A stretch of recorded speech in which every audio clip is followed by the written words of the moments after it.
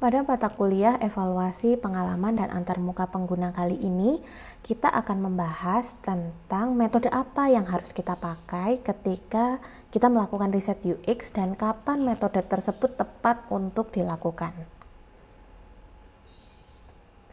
Pada pertemuan sebelumnya, saya telah menjelaskan bahwa evaluasi UX itu idealnya dilakukan sepanjang proses development atau design life cycle. Mulai suatu produk bentuknya masih konsep, kemudian dibuat prototipenya atau visualisasinya atau bentuk yang tangible, hingga ketika produk itu di development dan bahkan ketika produk itu telah dipublish atau dirilis ke user. Jadi sepanjang proses itu evaluasi harus terus-menerus dilakukan. Bila mengacu pada fase development produk, maka fase development ini bisa kita bagi menjadi 3 bagian utama. Yang pertama ada tahap strategize, jadi di sini kita lebih ke arah penentuan masalah dan solusinya seperti apa. Di sini kelihatan goalnya adalah mengeksplorasi dan memilih solusi yang tepat. Pendekatannya bisa kualitatif, bisa kuantitatif. Lalu metode-metode riset yang biasanya dilakukan pada tahap ini adalah, itu sudah dituliskan, ada field study, diary study, survei, data mining, atau analitik. Lalu di sini lanjut ke tahap yang kedua, tahap eksekusi. Jadi di sini kita mulai mewujudkan solusi itu. Kalau kita baca di sini, tujuan tahap ini adalah untuk mengoptimasi proses desain. Tujuannya adalah untuk meminimalisir resiko produk ini gagal dan meningkatkan usability. Kalau kita lihat arah penelitiannya lebih, atau arah evaluasi ataupun riset UX-nya lebih ke arah kualitatif. Kemudian tahap selanjutnya tahap assess. Jadi di situ tertulis goal-nya adalah untuk mengukur apakah produk ini performanya baik dan apakah dia bisa lebih unggul dibandingkan kompetitornya. Di tahap akhir ini, riset yang dilakukan arahnya lebih ke arah kuantitatif. Dan ada beberapa metode yang bisa kita pakai. Misalnya seperti yang tertuliskan di situ, ada usability benchmarking, online assessment, survei, dan A/B testing. Nah, di sini kita bisa tahu bahwa ada 2 pendekatan utama dalam riset UX. Jadi ada pendekatan kualitatif dan ada pendekatan kuantitatif. Kapan kita perlu melakukan riset kualitatif dan kapan kita perlu melakukan riset kuantitatif? Ini salah satunya bisa kita dasarkan pada development life cycle itu tadi. Jadi bisa kita simpulkan ada 2 macam kategori riset dalam proses pengembangan. Ada riset formatif dan ada riset sumatif. Riset formatif berarti riset itu dilakukan pada tahap pengembangan produk.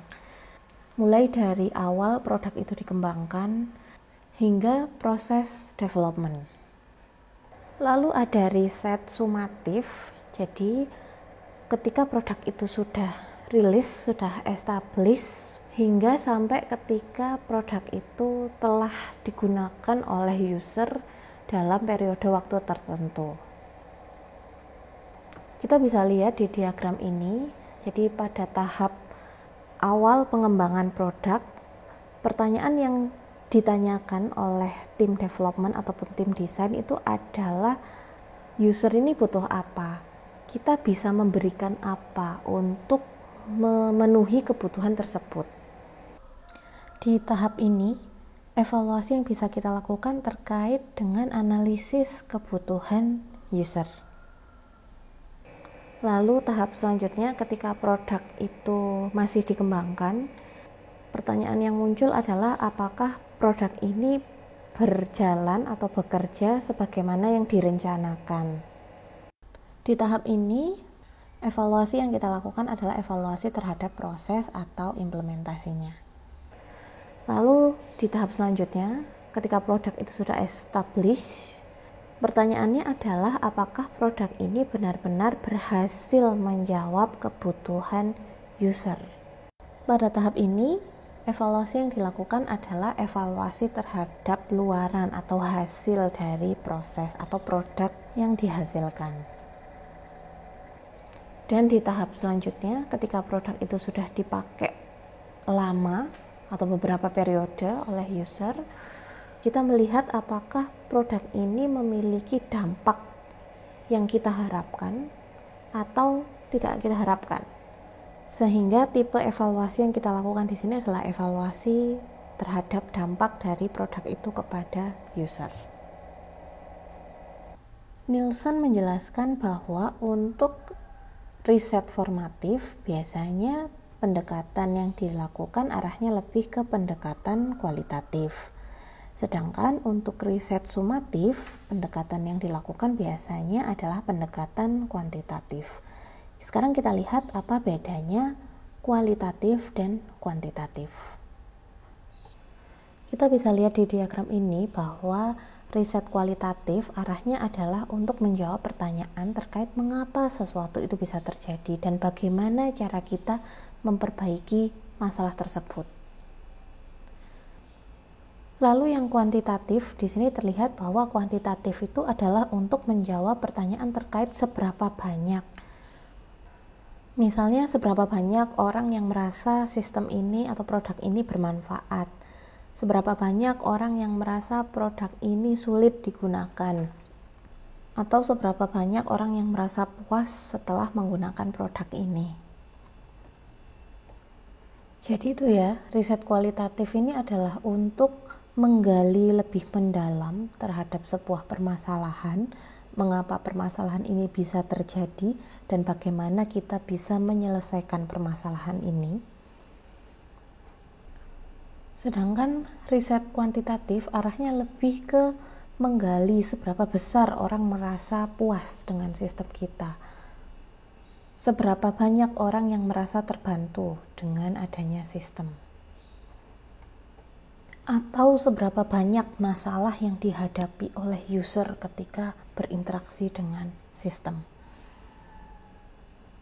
Riset kuantitatif bisa kita gunakan untuk mengindikasikan adanya permasalahan pada sistem. Namun untuk mencari tahu lebih lanjut masalah apa itu dan bagaimana kita memperbaiki masalah itu, kita bisa menggunakan riset kualitatif. Riset kualitatif bisa kita gunakan baik di tahap formatif maupun tahap sumatif. Sedangkan riset kuantitatif lebih banyak dipakai di riset-riset sumatif. Karena memang riset kualitatif itu bisa kita pakai kapanpun di seluruh tahap development. Mulai produk kita bentuknya masih konsep, kemudian kita kembangkan prototipenya sampai kita develop produk itu hingga jadi. Sedangkan riset kuantitatif itu hanya bisa kita lakukan ketika produk itu sudah jadi, ketika ada produk yang bisa dipegang oleh user. Hasil dari penelitian kualitatif itu sangat tergantung dari kemampuan researchernya. Sehingga hasilnya bisa sangat subjektif. Berbeda dengan penelitian kuantitatif yang memang dia berdasarkan pada statistik.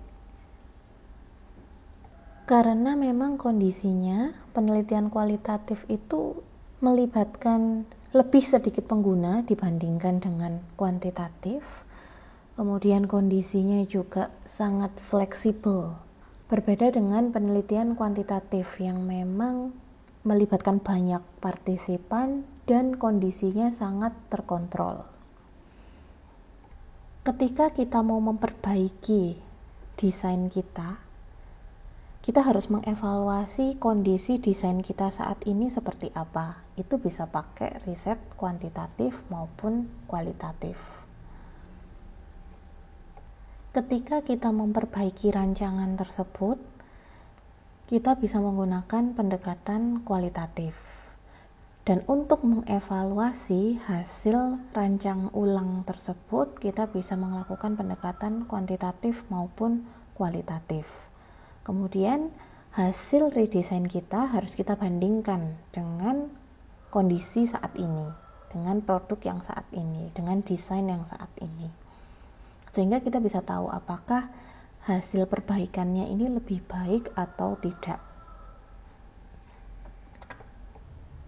Lanjut, selain pendekatan kualitatif dan kuantitatif, kita bisa mempertimbangkan apakah riset kita ke arah behavioral atau attitudinal.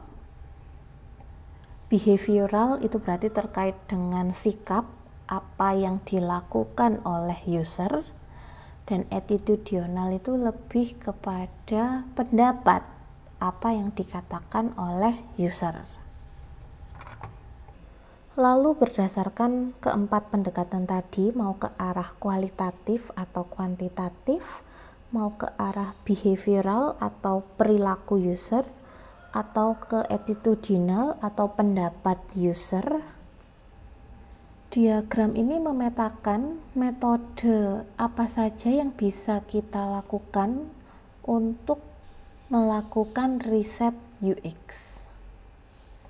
Jadi kita lihat di sini yang sebelah kiri atau kualitatif, ada beberapa metode. Di sini ada usability lab study, ethnographic field study, participatory design, focus group, dan interview.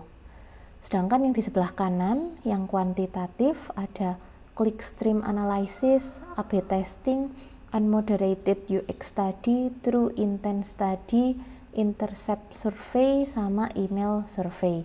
Dan di tengah-tengahnya antara kualitatif dan kuantitatif ada eye tracking, usability benchmarking, moderated remote usability study, unmoderated remote panel study, ada concept testing, diary camera study, customer feedback, desirability study, dan card sorting. Kemudian di bagian yang atas yang behavioral, kelihatan ada beberapa, ada eye tracking, clickstream analysis, usability benchmarking, usability lab study, itu bisa kita baca sendiri. Dan di bagian yang bawah ada participatory design, focus group, interview, diary study, desirability study, card sorting, survei, itu adalah di bagian bawah, attitudinal. Terus di diagram ini yang penting kita perhatikan, di situ ada tanda, ada segi empat merah, ada lingkaran hijau, dan ada wajik biru. Itu bisa kita lihat keterangannya di bawahnya. Yang lingkaran hijau itu ada natural use of product. Jadi kita mengevaluasi ketika produk itu benar-benar digunakan user dalam kondisi natural, kondisi yang sebenarnya. Kemudian ada yang segi empat warna merah, itu scripted. Jadi kita mengevaluasi produk ini dalam kondisi terkontrol, dalam kondisi kita punya script, user itu harus menggunakan produk itu seperti apa. Sehingga kalau kita lihat yang kotak merah ini kebanyakan ada di arah behavioral, kita mau melihat perilaku user seperti apa. Jadi yang segi empat scripted itu intinya adalah kita menentukan tas-tas apa saja yang harus dikerjakan oleh user ketika berinteraksi dengan sistem. Jadi scripted itu artinya seperti itu. Kemudian ada yang segitiga warna kuning, decontextualize atau not using product. Jadi ini bisa jadi karena memang produknya belum jadi, gitu ya. Jadi kita masih menggali kebutuhan. Di situ kelihatan untuk menggali kebutuhan kita bisa pakai focus group, interview, card sorting, gitu misalnya. Jadi produknya belum ada tapi bisa kita lakukan riset untuk menggali kebutuhan terhadap produk, gitu. Nah itu ya, jadi maksudnya yang segitiga itu biasanya dipakai untuk penggalian kebutuhan. Jadi user belum pakai produk atau tidak ada produk yang bisa diujikan. Kemudian ada yang wajik warna biru, itu combination atau hybrid. Jadi dia bisa dipakai dalam kondisi natural use atau scripted, bisa usernya pakai produk atau nggak pakai produk. Jadi diagram ini sebenarnya sangat berguna banget ketika kalian akan menentukan saya mau riset UX pakai metodologi apa. Kalian bisa pertimbangkan kalian arahnya mau ke kualitatif atau ke kuantitatif, mau lebih ke behavior atau lebih ke attitudinal. Jadi ini kayak cheat sheet ya. Jadi kondisi kalian seperti apa, metode apa yang bisa kalian pakai. Selanjutnya yang perlu kita pertimbangkan juga adalah metode evaluasi yang melibatkan user atau melibatkan expert. Evaluasi dengan expert itu ada yang menyebut sebagai inspection. Disebutkan bahwa evaluasi dengan expert ini sifatnya suplemen atau tambahan atau pelengkap, di mana metodologinya atau pendekatannya arahnya lebih ke kualitatif biasanya. Evaluasi dengan expert ini bisa kita lakukan sepanjang desain life cycle. Ya, karena dia adalah expert, kita harapkan akan memberi masukan mulai dari konsepnya produk, ketika produk di-develop sampai produknya sudah jadi bahkan sudah rilis. Ya, jadi bisa kita lakukan inspeksi ini dengan melibatkan expert di sepanjang proses desain life cycle. Tapi yang perlu diingat, evaluasi dengan expert ini sifatnya hanya suplemen atau pelengkap saja. Dibandingkan dengan evaluasi dengan melibatkan user, sifatnya lebih primary atau utama. Ya, jadi banyak referensi yang menyebutkan bahwa evaluasi dengan user itu sifatnya lebih utama, lebih penting dilakukan. Untuk evaluasi dengan user, arahnya bisa ke kualitatif atau kuantitatif atau kombinasi kualitatif dan kuantitatif. Nah, evaluasi dengan user ini tidak bisa kita lakukan di sepanjang desain life cycle, tapi hanya bila kita punya produk yang sudah bisa dipegang atau dirasakan oleh user. Entah itu bentuknya prototype atau produk yang benar-benar sudah final, sudah finish, sudah jadi. Kemudian, siapakah yang dimaksud dengan expert? Ada dua macam expert. Yang pertama, usability atau UX expert. Jadi orang yang memiliki pengalaman dan pengetahuan pada desain dan perancangan atau evaluasi user interface, usability, dan user experience. Selanjutnya ada domain expert atau subject matter expert. Jadi ini orang yang memiliki pengetahuan di topik tertentu. Misalnya contohnya di sini adalah ini kita mau bikin sistem untuk akuntansi, maka domain expertnya atau subject expert matternya adalah orang yang paham tentang akuntansi ini. Atau misalnya kita bikin sistem untuk rumah sakit ya, sistem informasi untuk rumah sakit. Nah, maka domain expertnya atau subject matter expertnya adalah orang yang paham tentang bagaimana manajemen di rumah sakit. Nielsen bilang kita bisa melibatkan dua orang ini dalam evaluasi. Kalau expert usability atau UX, maka dia akan mengarah ke masukan-masukan yang lebih fokus di usability atau UX. Sedangkan kalau domain expert atau subject matter expert, maka feedback yang diberikan arahnya pasti ke domain sistem itu. Lalu apa saja kelebihan dan kekurangan kalau kita melibatkan expert dibandingkan kita melibatkan user? Ini misalnya expert ini cenderung untuk menemukan permasalahan yang terkait dengan aturan desain. Jadi karena mereka paham aturan, mereka paham bagaimana sebuah aturan itu harus diterapkan. Nah, karena paham aturan itu, expert juga bisa menemukan permasalahan-permasalahan yang tidak ditemukan oleh user. Kalau yang ketiga ini, yang cheaper and quicker, ini relatif ya, bisa jadi kita bayar expert itu lebih mahal karena misalnya dia sangat ahli gitu ya, dia tarifnya tinggi itu, ya ini kalau yang ini relatif sih.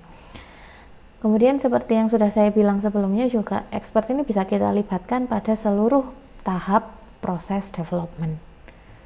Kekurangannya, nah ini, karena mereka ahli, mungkin mereka terbiasa pakai sistem-sistem yang kompleks, sehingga expertise-nya atau level experience-nya mereka itu kan udah tinggi. Jadi mereka mungkin akan tidak merasakan kesulitan yang mungkin akan dihadapi oleh user.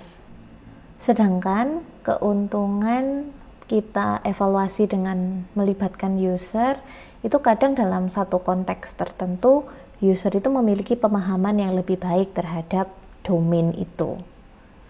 Kemudian evaluasi dengan user itu juga bisa memberikan kita gambaran permasalahan yang lebih real yang dihadapi oleh user, karena memang pada akhirnya user lah yang akan menggunakan sistem ini. Lalu tim desain atau tim development itu akan lebih tidak menduga-duga dan akan mendapatkan feedback yang langsung dari real usernya. Kekurangannya kadang-kadang evaluasi dengan melibatkan user ini butuh waktu yang lebih lama, butuh rencana yang lebih matang, karena kita harus menjelaskan, harus mempersiapkan dengan sebaik-baiknya sebelum user itu kita minta bantuannya untuk mengevaluasi sistem kita. Sehingga di sini disimpulkan bahwa kita bisa melibatkan expert, review atau evaluasi dengan expert itu baik, tapi lebih baik lagi kalau kita melibatkan user. Sehingga kalau kalian skripsi evaluasi yang melibatkan expert, kalian harus bisa menjelaskan apa urgensinya kita untuk melibatkan expert dalam evaluasi ini. Kenapa kita melakukan evaluasi yang sifatnya suplemen dengan melibatkan expert? Urgensinya seperti apa si expert ini? Padahal ada evaluasi dengan melibatkan user yang sifatnya lebih utama atau primary. Itu kalian harus bisa menjelaskan alasannya. Nah, kalau misalnya sumber dayanya cukup, ya lakukan saja keduanya, evaluasi dengan expert dan juga dengan user. Biasanya evaluasi dengan expert ini dilakukan pada tahap awalan. Jadi ketika bentuknya masih konsep, ketika bentuknya masih sketsa, masih nggak enak lah kalau dilihat sama user itu, atau kira-kira user tidak bisa memberikan feedback yang banyak sebanyak expert. Nah, itu bisa kita pertimbangkan untuk melibatkan expert. Atau gini, kita evaluasi dulu dengan expert itu memberikan masukan, memberikan feedback ini, baru kita perbaiki. Setelah diperbaiki, kita ujikan lagi kepada user, itu akan lebih baik. Jadi memang user itu adalah yang paling utama.